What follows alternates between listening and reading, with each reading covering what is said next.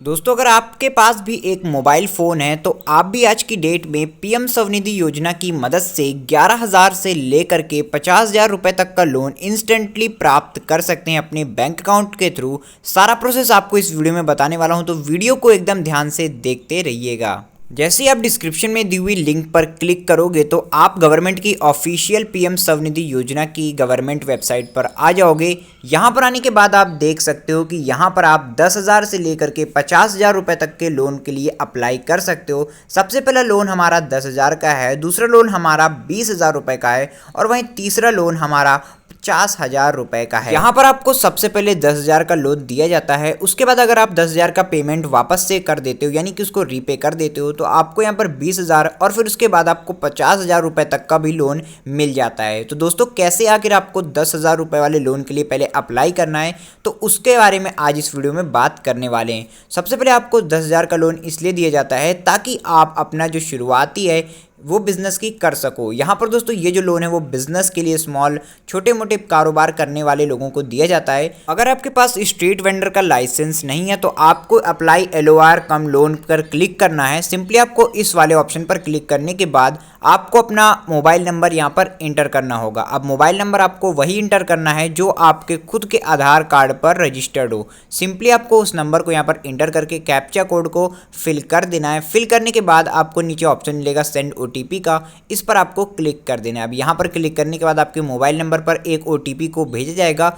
उस ओटीपी को यहाँ पर फिल करके वेरीफाई ओटीपी पर क्लिक कर देना है। अब जैसे आप यहाँ पर देख सकते हो कि यहाँ पर आपका आधार वेरिफिकेशन पर वेरीफाइड लिखकर आ रहा है, क्योंकि हमने वही नंबर यहाँ पर इंटर किया था जो कि हमारे आधार कार्ड पर रजिस्टर्ड था। तो यहाँ पर ऑटोमेटिकली हमारा आधार वेरिफिकेशन हो गया है और यहाँ पर आपका जो नंबर है वो भी आपको यहाँ पर शो किया जा रहा है। अब आपको यहाँ पर क्या करना है, आपको इस लोन को अप्लाई करने के लिए नीचे दी हुई डिटेल्स को यहाँ पर फिल करनी होंगी। तो इसको यहाँ पर कैसे आपको फिल करना है, तो यहाँ पर मैं आपको स्क्रॉल करके बता देता हूँ। यहाँ पर आपको सबसे पहले कुछ कॉमन डिटेल फिल करनी है, जैसे आपका स्टेट कौन सा है और उसके बाद आपका टाउन या फिर डिस्ट्रिक्ट कौन सा है। तो आपको यहाँ पर सब कुछ नॉर्मल जो डिटेल्स है उन सभी को फिल कर लेना है। ये भी ज़्यादा डिफिकल्ट नहीं होती, आपको यहाँ पर थोड़ा सा टाइम लगा के बस अपनी सही स्टेट डिटेल्स और डिस्ट्रिक्ट वगैरह को आराम से फिल कर देना है। उसके बाद अपना वार्ड नेम, जो भी आपका वार्ड नेम हो उसको यहाँ पर आपको फिल कर देना है। वार्ड नंबर आपको फिल कर देना है। उसके बाद अपनी पर्सनल इन्फॉर्मेशन आपको नेक्स्ट फॉर्म में फिल करनी है। तो यहाँ पर जो भी आपकी पर्सनल इन्फॉर्मेशन है वो आपको यहाँ पर फिल करनी होंगी।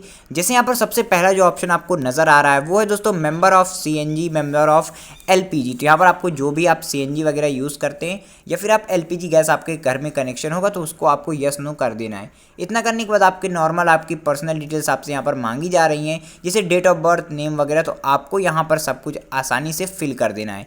फिर यहाँ पर आप देख पाओगे कि आपको यहाँ पर माइनॉरिटी का ऑप्शन मिल रहा है। तो अगर आप माइनॉरिटी में हो तो यस या नो पर आपको क्लिक कर देना है। इतना करने के बाद फिर आपको केवाईसी डॉक्यूमेंट्स को अपलोड करना है।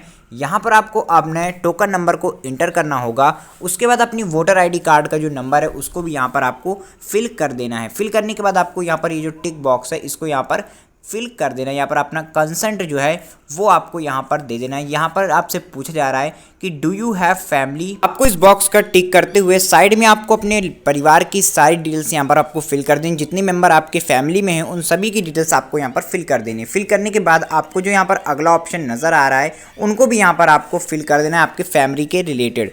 अब आपको यहाँ पर क्या करना है, आपको यहाँ पर जो भी इन्फॉर्मेशन मांग रहे हैं उन सभी चीज़ों को ध्यान से फिलअप कर देना है। अब आपको यहाँ पर अपने एड्रेस की डिटेल्स यहाँ पर फिल करनी होंगी। तो आपको यहाँ पर एड्रेस आप चाहो तो फिल कर सकते हो, नहीं तो आप यहाँ पर इसको करंट एड्रेस पर टिक करके फिलअप कर सकते हो। जैसे कि आपने ऊपर फिल किया है वहीं पर आपका एड्रेस ये हो जाएगा। अब आपको यहाँ पर जो अगला ऑप्शन नज़र आ रहा है वो है वेंडिंग एक्टिविटी का। तो यहाँ पर आपको अपना जो भी आप काम के लिए लोन मांग रहे हैं उनकी डिटेल्स यहाँ पर आपको फिल करनी है। जो भी आपसे यहाँ पर नॉर्मल डिटेल्स मांग रहा है, बहुत ही आसान चीज़ें हैं, वो भी सब आपको यहाँ पर फिल कर देनी। इसमें ज़्यादा आपको कोई भी प्रॉब्लम नहीं आएगी। अब यहाँ पर आपको लोकेशन पूछ रहा है कि आप कहाँ पर ये काम करते हो, तो उसकी लोकेशन आपको दे देनी है। टाइमिंग वगैरह पूछेगा उसको आपको बता देना है।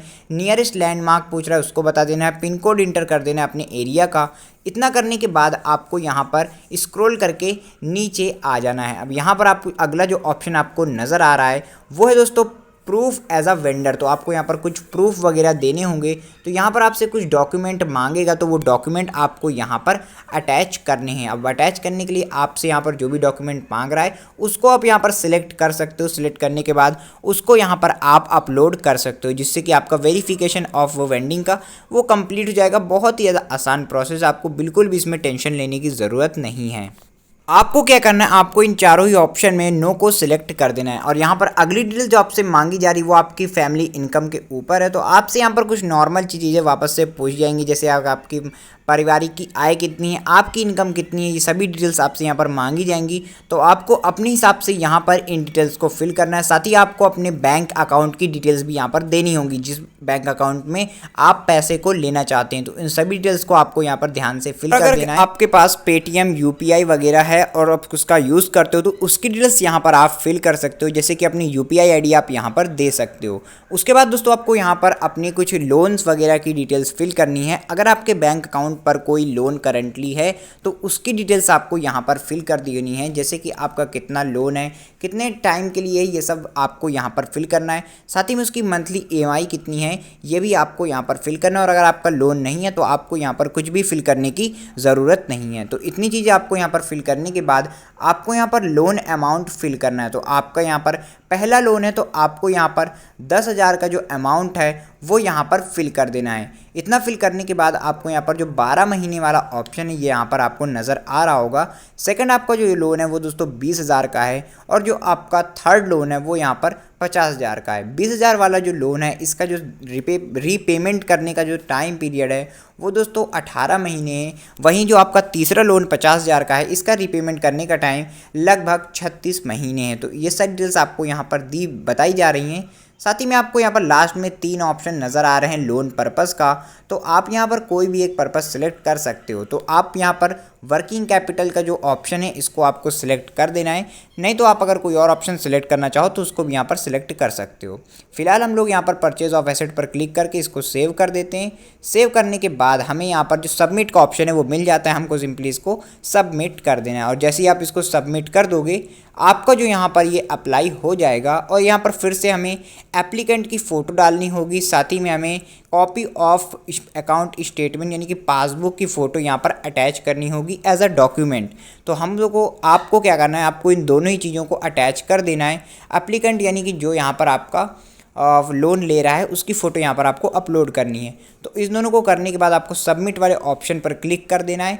यहाँ पर जैसे टिक लग जाए तो यानी आपका अपलोड हो चुका है। सबमिट पर आपको क्लिक कर देना है। क्लिक करने के बाद तो अब इसके बाद आप लास्ट पेज पर आ चुके हो। यहाँ पर आपको क्या करना है, यहाँ पर आपसे पूछा जा रहा है कि आप अगर कोई पर्सनल बैंक वगैरह से लोन लेना चाहते हो तो आप यहाँ पर ले सकते हो। तो यहाँ पर आपको वही ऑप्शन बताया जा रहा है, तो आपको दोनों में से कोई एक ऑप्शन सिलेक्ट करना है। तो मैंने यहाँ पर सेकेंड वाला जो ऑप्शन है वो यहाँ पर सिलेक्ट कर लिया है, क्योंकि अगर आप यहाँ पर कोई ऐसा बैंक है आपके आसपास जिसको आपको पता है कि ये आपको आसानी से लोन दे सकता है तो आप उसकी डिटेल्स यहाँ पर फिल कर सकते हो। जैसे कि यहाँ पर आप नीचे देख सकते हो कि दिया हुआ है कि आपके सामने यहाँ पर परफेक्ट लेंडर यानी कि जो आपको पैसा दे सके उसकी डिटेल्स यहाँ पर आपको दी हुई हैं। तो आप यहाँ पर क्लिक करके उसको कोई ऐसा बैंक सेलेक्ट कर सकते हो जो कि आपको आसानी से पैसा दे सकता है। आपके एरिया में मौजूद ऐसा कोई बैंक है तो इस तरह आप यहाँ पर उसकी डिटेल्स को फिल कर सकते हो। फिल करने के बाद आई एग्री पर क्लिक करना है। क्लिक करने के बाद आपको स्क्रॉल करके नीचे आना है, जहाँ पर आपको कुछ डिटेल्स दी हुई हैं। उसके बाद आपको नेक्स्ट पर क्लिक करना है।